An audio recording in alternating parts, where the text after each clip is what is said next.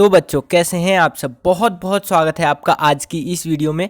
आज का ये वीडियो बनाते हुए मुझे बहुत ज़्यादा खुशी हो रही है और बहुत ज़्यादा एक तरह से कह सकते हैं ना, एक टीचर के लिए ना इससे ज़्यादा प्राउड की बात कुछ नहीं हो सकता। क्योंकि आज की जो ये वीडियो होने वाला है आपका क्लास 12 का जियोग्राफी का जो एग्ज़ाम हुआ है उसका ये आंसर की यानी कि सॉल्यूशन वाला वीडियो होने वाला है। यहाँ पर आप सीरीज़ देख सकते हैं, हमारा सीरीज़ है SSJ/2 सेट 4 है हमारा, और प्रश्न पत्र का कोड देख सकते हैं।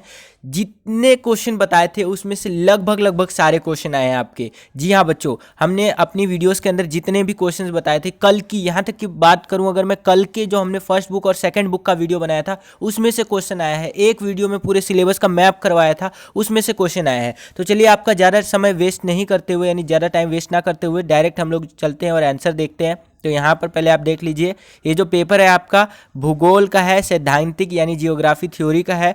जो टाइम अलाउड किया जाता है वो 90 मिनट का किया जाता है। अधिकतम अंक जो है हमारा वो 35 होता है। ठीक है, उसी हिसाब से आगे चलते हैं। तो यहाँ पर अगर आप सामान्य निर्देश पढ़ना चाहते हैं तो पढ़ सकते हैं, वीडियो को पॉज करके। मैं डायरेक्ट आंसर बताता हूँ आपको। तो हम लोग आ चुके हैं खंड क यानी सेक्शन ए में। सेक्शन ए में पहला प्रश्न पूछ रहा है बच्चों, निम्नलिखित में से कौन सा भारत में जनसंख्या के असमान वितरण के लिए उत्तरदायी एक भौतिक कारक है। भौतिक कारक पूछ रहा है बच्चों, यहाँ पर ध्यान रखिएगा। ठीक है सॉरी। तो भौतिक कारक की अगर मैं बात करूं तो ये है जल की उपलब्धता।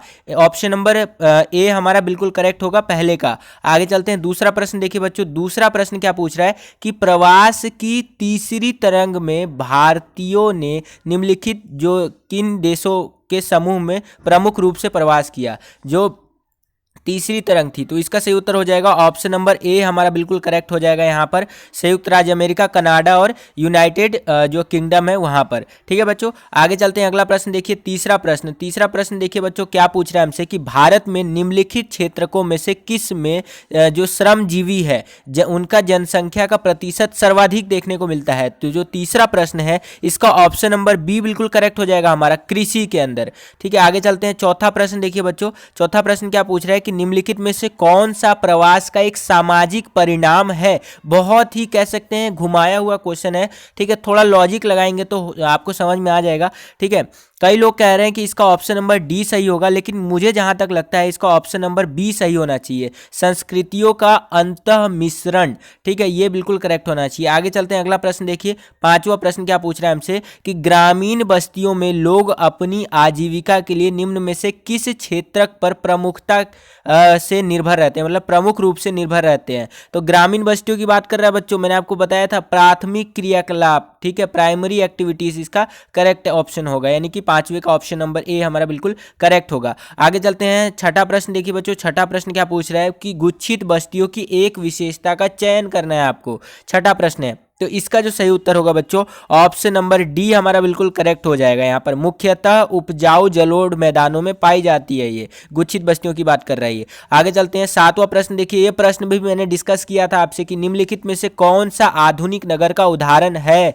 ठीक है, तो आधुनिक नगर के उदाहरण की अगर मैं बात करूं तो सूरत, ऑप्शन नंबर ए सातवें का, ये एक आधुनिक नगर का उदाहरण है। आगे चलते हैं, अगला प्रश्न देखिए। आठवां प्रश्न कि निम्नलिखित में से कौन सा दिल्ली के अनुषंगी नगर के रूप में विकसित हुआ है। सैटेलाइट जो है सो की टाउन की बात कर रहे हैं यहाँ पर। आठवें प्रश्न का सही उत्तर हो जाएगा बच्चों ऑप्शन नंबर बी, रोहतक हो जाएगा यहाँ पर, आठवें का बी। आगे चलते हैं, नौवां प्रश्न देखिए बच्चों कि निम्नलिखित में से कौन सी नदी पूर्व प्रवाही नदी समूह 2 के अंतर्गत आती है। नौवां प्रश्न, तो इसका सही उत्तर हो जाएगा बच्चों ऑप्शन नंबर बी, नौवे का B, Godavari is a correct answer, आप यहां पर लिख सकते हैं। आगे चलते हैं, 10वां प्रश्न देखिए बच्चों। 10वां प्रश्न है कि निम्नलिखित राज्यों में से किसमें कुओं और नलकूपों द्वारा सिंचाई क्षेत्र का प्रतिशत सर्वाधिक है। यहां पर यह क्वेश्चन भी डिस्कस किया था बच्चों, तो ये पंजाब हो जाएगा बच्चों आपका। 10वें का ऑप्शन नंबर ए हमारा बिल्कुल करेक्ट होगा। आगे चलते हैं, 11वां प्रश्न देखिए। ये भी डिस्कस किया था मैंने आपसे कि हरियाली जो है,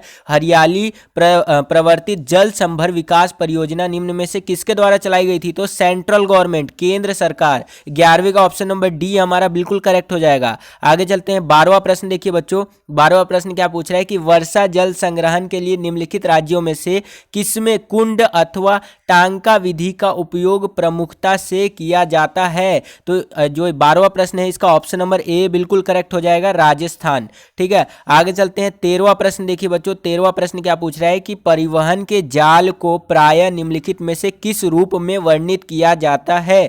13वां प्रश्न है आपका, तो इसका सही उत्तर हो जाएगा बच्चों ऑप्शन नंबर बी, परिसंचरण की धमनियां। यहाँ पर आप लिख सकते हैं। आगे चलते हैं, अगला प्रश्न देखिए 14वां प्रश्न कि निम्नलिखित में से किसने मानव भूगोल को पृथ्वी को नियंत्रित करने वाले भौतिक नियमों तथा इस पर रहने वाले जीवों के मध्य संबंधों के अधिक संश्लेषित ज्ञान से उत्पन्न संकल्पना के रूप में परिभाषित किया था। तो 14वां जो क्वेश्चन है आपका, इसका ऑप्शन नंबर सी बिल्कुल करेक्ट हो जाएगा, पाल विडाल डी ला ब्लास। ठीक है, ये आपका बिल्कुल करेक्ट हो जाएगा 16वें का ऑप्शन नंबर सी। 17वां प्रश्न 14वें का सी सही हो जाएगा। 15वां प्रश्न देखिए हमारा कि निम्नलिखित में से किस विचारधारा का संबंध लोगों के सामाजिक कल्याण के विभिन्न पक्षों से है। 15वां प्रश्न, तो इसका जो सही उत्तर हो जाएगा ये है ऑप्शन नंबर बी, 15वें का मानवतावादी। ठीक है, आगे चलते हैं। 16वां प्रश्न देखिए बच्चों कि निम्नलिखित में से किसने कहा था कि एशिया में बहुत अधिक स्थानों पर कम लोग और कम स्थानों पर बहुत अधिक लोग रहते हैं। 16वें प्रश्न का ऑप्शन नंबर सी हमारा बिल्कुल करेक्ट हो जाएगा, जॉर्ज बी क्रैसी जो है हमारा ये सही हो जाएगा। आगे चलते हैं। 17वां प्रश्न देखिए कि निम्नलिखित में से प्रवास के प्रतिकर्ष कारक का चयन कीजिए। यहाँ पर पुश फैक्टर और पुल फैक्टर, प्रतिकर्ष और अपकर्ष कारक मैंने आपको बताया था वीडियो में। 17वें प्रश्न का ऑप्शन नंबर ए हमारा बिल्कुल करेक्ट हो जाएगा, सामाजिक आर्थिक पिछड़ापन। ठीक है, आगे चलते हैं। अगला प्रश्न देखिए 18वां प्रश्न की विश्व भर में मृत्यु दर की तीव्रता को कम करने में निम्नलिखित में से किसने सबसे महत्वपूर्ण योगदान दिया।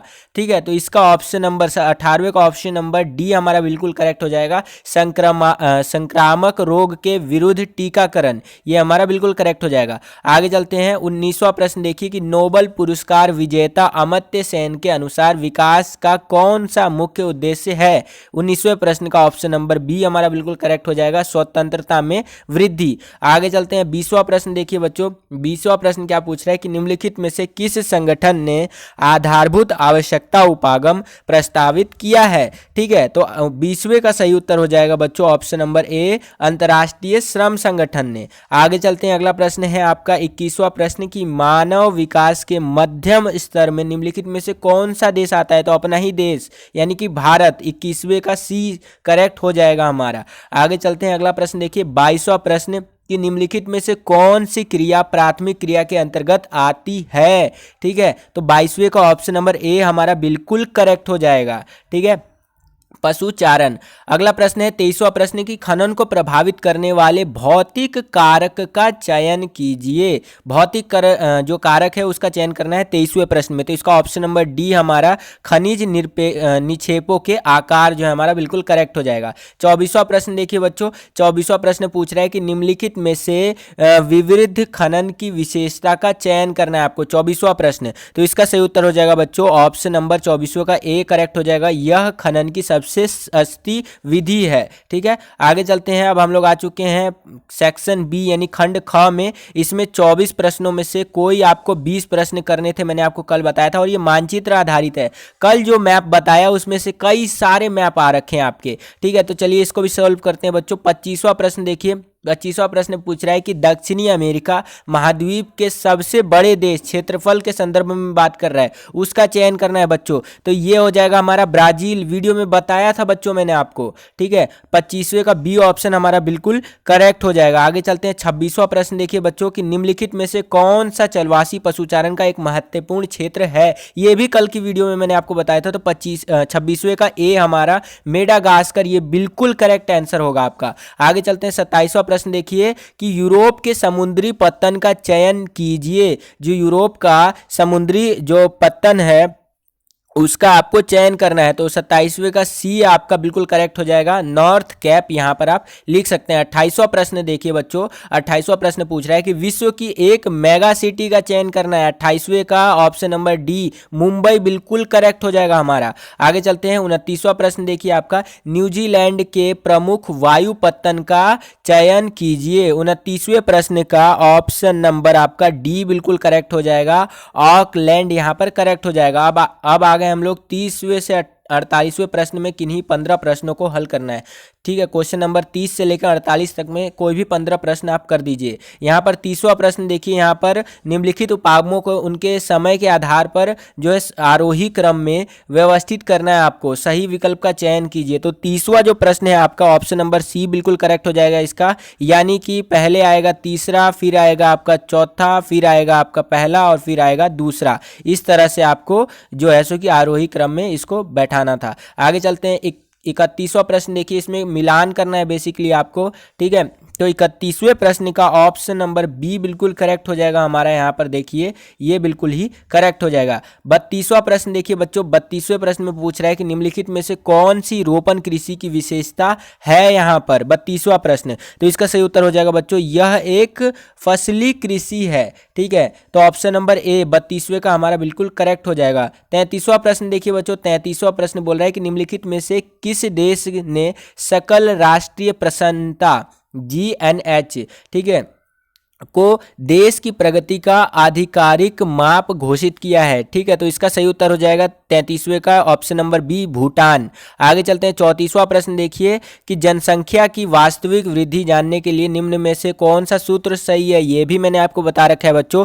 34वें प्रश्न का ऑप्शन नंबर डी हमारा बिल्कुल करेक्ट हो जाएगा। जन्म जो है सो कि वो माइनस मृत्यु प्लस में आप्रवास माइनस उत्प्रवास, ये हो जाएगा हमारा। 35वां प्रश्न देखिए बच्चों कि निम्नलिखित में से किस महाद्वीप की जनसंख्या वृद्धि दर सबसे अधिक है। तो ये भी मैंने कल की वीडियो में आपको बताया था, ये है अफ्रीका। 35वें का सी आपका बिल्कुल करेक्ट हो जाएगा, अफ्रीका महाद्वीप। आगे चलते हैं, अगला प्रश्न देखिए 36वां प्रश्न कि काल खोज का संबंध निम्नलिखित में से किससे है। तो 36वें का ऑप्शन नंबर सी हमारा बिल्कुल करेक्ट हो जाएगा, ट्रक कृषि से आपका संबंधित है, 36वें का सी। 37वां प्रश्न देखिए बच्चों, 37वां प्रश्न क्या पूछ रहा है कि वाणिज्यिक पशुधन पालन से संबंधित कथन गलत कथन का चयन करना है आपको, 37वां प्रश्न। तो इसका सही उत्तर हो जाएगा बच्चों ऑप्शन नंबर बी हमारा बिल्कुल करेक्ट हो जाएगा 37वें का। आगे चलते हैं, 38वां प्रश्न देखिए बच्चों, 38वें में से निम्न में से कौन सा युग्म सही है। तो 38वें का ऑप्शन नंबर ए बिल्कुल करेक्ट हो जाएगा। भूमध्य सागरीय कृषि में कैसा कृषि होता है, खट्टे फलों का, कितनी बार बताया है मैंने आपको ये। आगे चलते हैं, 39वां प्रश्न देखिए, 39वां जो प्रश्न है आपका, इसमें दो बातें दे रखी हैं। पहला है कि 1951 से 81 के दशकों को भारत में जनसंख्या विस्फोट की अवधि माना जाता है, और दूसरा है इस दौरान देश में मृत्यु दर में तीव्र ह्रास और उच्च प्रजनन दर रही है, ठीक है। तो 39वां जो प्रश्न है आपका, इसका सही उत्तर हो जाएगा ऑप्शन नंबर डी आपका बिल्कुल करेक्ट हो जाएगा। यहाँ पर पहला और दूसरा दोनों सही है, और दूसरा पहले की सही व्याख्या कर रहा है, ठीक है। 40वां प्रश्न देखिए, ये भी कई बार बता रखा है मैंने आपको कि निम्नलिखित में से किस देश से पिछले निवास स्थान के अनुसार सबसे अधिक आप्रवास हुआ है, ठीक है। तो इसका सही उत्तर है बच्चों बांग्लादेश। 40वें का ऑप्शन नंबर बी बिल्कुल करेक्ट हो जाएगा। 41वां प्रश्न देखिए बच्चों, 41वें प्रश्न में भी कॉलम जो दे रखे हैं उनका मिलान करना है आपको। तो 41वें प्रश्न का ऑप्शन नंबर सी बिल्कुल हमारा यहाँ करेक्ट हो जाएगा। पहले का सी, दूसरे का डी, तीसरे का ए और चौथे का बी, इस तरह से आप मिलान कर सकते थे। 42वां प्रश्न देखिए बच्चों कि भारत में प्राय स्त्रियां विवाह के बाद अपने मायके से बाहर जाती हैं, निम्नलिखित में से किस राज्य में स्थिति इसके उलट है बिल्कुल। तो इसका 42वें का जो सही उत्तर हो जाएगा बच्चों ऑप्शन नंबर सी हमारा, मेघालय में स्थिति उलट है बिल्कुल, यहाँ पर ऐसा नहीं होता है, ठीक है। तो 42वें का मेघालय यानी कि सी बिल्कुल करेक्ट हो जाएगा। 43वां प्रश्न देखिए कि भारत में अंतः प्रवास का सबसे प्रमुख कारण है, 43वां प्रश्न। तो इसका सही उत्तर है बच्चों रोजगार, एम्प्लॉयमेंट, ठीक है। 43वें का ए ऑप्शन हमारा बिल्कुल करेक्ट होगा। आगे चलते हैं, 44वां प्रश्न कि भारत में नगरों की संख्या किस आकार वर्ग में सबसे अधिक है। तो 44वें का ए ऑप्शन यानी कि पहला बिल्कुल करेक्ट हो जाएगा। आगे चलते हैं बच्चों, अगला प्रश्न देखिए 45वां प्रश्न कि निम्नलिखित युग्मों में से सही युग्म का चयन करना है आपको, ठीक है। तो 45वें का ऑप्शन नंबर ए बिल्कुल करेक्ट हो जाएगा, गैरीसीन नगर अर्थात अंबाला, ठीक है। 45वें का ए ऑप्शन हमारा बिल्कुल करेक्ट हो जाएगा। 46वां प्रश्न देखिए कि निम्नलिखित में से कौन सा स्मार्ट सिटी का सबसे महत्वपूर्ण उद्देश्य है आपका, 46वें का। तो इसका ऑप्शन नंबर ए बिल्कुल करेक्ट हो जाएगा हमारा, सड़कों का जाल बिछाना यहाँ पर, ठीक है। तो ये हमारा बिल्कुल करेक्ट हो जाएगा। और 46वें में वैसे ऑप्शन नंबर डी भी हो सकता है। एक बारी आप कमेंट करके बताइएगा कि 46वें का आपको क्या लगता है। जहाँ तक मुझे ए और डी में थोड़ा सा डाउट लग रहा है, तो जहाँ तक है ए भी हो सकता है और डी भी हो सकता है। आगे चलते हैं। 47वां प्रश्न देखिए बच्चों की, भारत में नगरीय केंद्र के किस आकार वर्ग में सबसे अधिक जनसंख्या रहती है? ऑप्शन नंबर ए पहला, ठीक है, 47वें का ये ऑप्शन बिल्कुल करेक्ट होगा हमारा। 48वां प्रश्न देखिए यहाँ पर कि निम्नलिखित में से कौन सा राष्ट्रीय जल नीति का लक्षण है यहाँ पर, ठीक है, तो डी ऑप्शन हमारा 48वें का सही होगा। दुर्लभ संसाधनों के रूप में जागरूकता विकसित करनी चाहिए, ठीक है। आगे चलते हैं। अब हम लोग आ चुके हैं सेक्शन सी यानी खंड ग, जिसमें स्रोत आधारित प्रश्न है और 12 प्रश्न में से 10 ही प्रश्नों के उत्तर आपको लिखने हैं। तो ये आप पढ़ना चाहें तो पढ़ सकते हैं, मैं डायरेक्ट आंसर आपको बता देता हूँ, आपके पास क्वेश्चन पेपर होगा उसमें देख लीजिएगा। तो इसमें बोला 49वें प्रश्न में कि अरुणाचल प्रदेश में निम्न जनसंख्या घनत्व के लिए उत्तरदायी भौतिक कारण बताने हैं, तो 49वें का ए ऑप्शन बिल्कुल करेक्ट होगा, पहाड़ी राज्य का होना, ठीक है। आगे चलते हैं। 50वां प्रश्न देखिए बच्चों कि बिहार राज्य का जनसंख्या घनत्व भारत के औसत जनसंख्या घनत्व से कितना अधिक है? 50वां प्रश्न, तो इसका सही उत्तर हो जाएगा बच्चों ऑप्शन नंबर ए 720।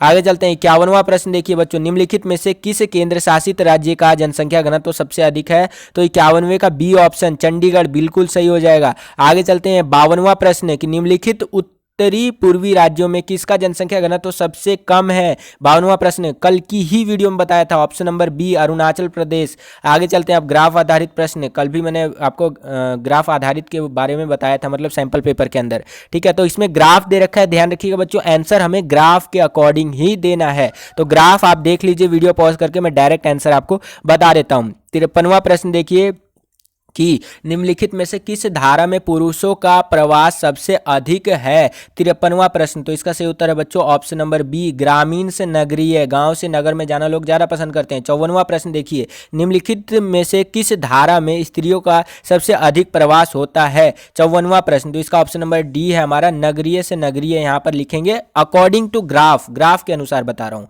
ठीक है। 55वां प्रश्न देखिए कि सबसे कम प्रवास किस धारा में है, ठीक है, ग्राफ के अकॉर्डिंग पूछ रहा है ये 55वां, तो इसका सही उत्तर है बच्चों ऑप्शन नंबर सी नगरीय से ग्रामीण। ये भी जाहिर सी बात है, नगर से गांव कौन जाना चाहेगा। 56वां प्रश्न देखिए, भारत में स्त्री प्रवास का मुख्य कारण क्या है बच्चों? मैंने बता रखा है आपको। 56वां प्रश्न बताइए जल्दी, इसका है विवाह, ठीक है, ऑप्शन नंबर ए 56वें का। आगे चलते हैं अब ये दृष्टिबाधित के लिए।